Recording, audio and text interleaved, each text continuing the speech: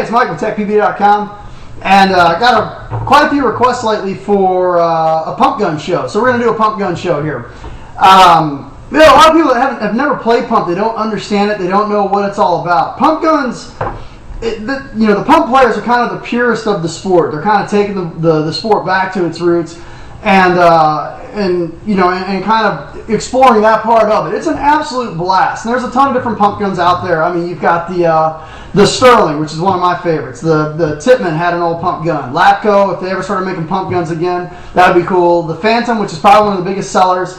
Autococker, my God, War Games products, get a clue. Okay, your Carnivore autococker, your Carnivore pump gun sells out before it's even in the stores. Okay, so start making more pump guns. Okay, your pump guns are selling a lot more than this other stuff you're cranking out. Go back to making pump guns. But even got like the PGP, the ACI. I think they made the Hornet, which was a big seller, the PMI Tracer. So I mean, there's quite a few different selections that are out there. Or you can do like what I like to do. I like to just build my own. This is an autococker. I believe it's a 2000 autococker. I bought it off eBay with some other, I don't know, garbage parts. I don't know what the hell else it came with that was in the box. But I think I ended up getting it for like $100. Went to PMP Industries, bought a pump kit for it. And then now after, kind of doing some swap parts here, put an ASA on it, nice reg, nice barrel. I've got myself a pretty decent little pump gun that, I'm into the gun for maybe $170, $180, and it's something that I built myself. So, pump guns are definitely a lot of fun. I mean, pump players for the most part, I mean, they're kind of disturbed individuals from what I can tell. I mean, these are the kind, pump players, these are the kind of people that go hunting with a spear, okay? They like to put themselves at a mechanical disadvantage to make the hunt, the game a lot more interesting and a lot more exciting. So, the pump players are definitely pretty crazy. And I'll tell you something else too. They've got two different types of pump class. They've got the open class, which basically it's, a pump, do whatever you want to with it. And then they have the stock class.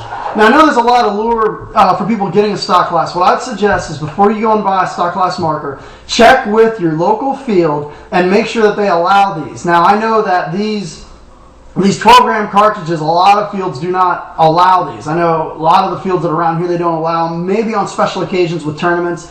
But I don't know if they're afraid of getting into metal disposal issues with the environmentalists, or they're afraid, you hit these things with a lawnmower and they go shooting out into the net, sometimes go through them. So definitely before you invest in a stock class marker, I would definitely check with your local fields, the fields that you end up playing at, and ask them if it's okay if you use 12 gram. If they say it's not allowed, just go into open class, something that you can screw a bottle into the back of it and just go with that. So you don't want to buy yourself a gun that you don't have any use for. So pump play is probably one of the only things that really puts me in a good mood. I mean, I may only get out 3 or 4 people throughout the day, but I'll remember it for a really long time. Usually when I go out there and play pump, I just act really corny. I'll show you guys my little pump hat. You guys are going to love this. This is the hat I always wear when I'm playing pump. So if you see somebody at the field wearing this hat, that's me playing pump. So I love this hat. I always wear it anytime I go out there and play pump. And, what does it take to get into it? You can take a look at a couple different things. I mean, the Tracer's a phenomenal pump gun. You can usually get them on eBay for maybe anywhere between $80 to $100. They work great. If you want to kind of build your own, pick up an older autococker and a kit like PMP Industries. There's quite a few pump kits that are out there. But it's an absolute blast to go out there and play pump. And the funny thing is, a lot of people have these at their house. And if you go out there and play one time, you're going to get other people that are going to be like, yeah, I've got a pump gun at the house. And I have noticed that a lot of fields will give discounts to pump owners. So if you go out to your local field and ask them, hey, I have a pump gun, is there any sort of discount for pump players? A lot of times they'll say yes. So you guys are on a budget, definitely look at going out there, taking your pump gun out there and playing. I mean, I think for a whole day of playing pump, I may shoot 500 rounds over the course of maybe 20, 25 games. So you don't really shoot a lot of paint using a pump gun. And it's definitely a lot of fun. But I'll tell you something that if you are going to have a pump gun, definitely have a sleeper in the car waiting, because you're always going to have some schmuck that's going to bonus ball you. And so I always, anytime I go out there and play pump, I always have a gun handy.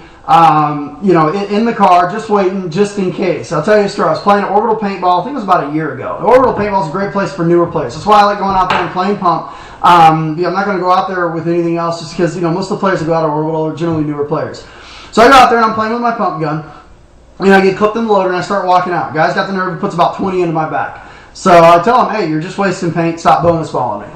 And so a couple other games go by, and sure enough, I'm out there again. He does it again. He puts about 20 into my back. I said, you got to be kidding me. So I tell the refs go over and warn him.